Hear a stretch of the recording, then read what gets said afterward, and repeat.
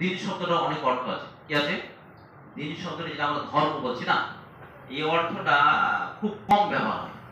আকীদার অর্থে কখনো, কখনো ব্যবহার হয়েছে।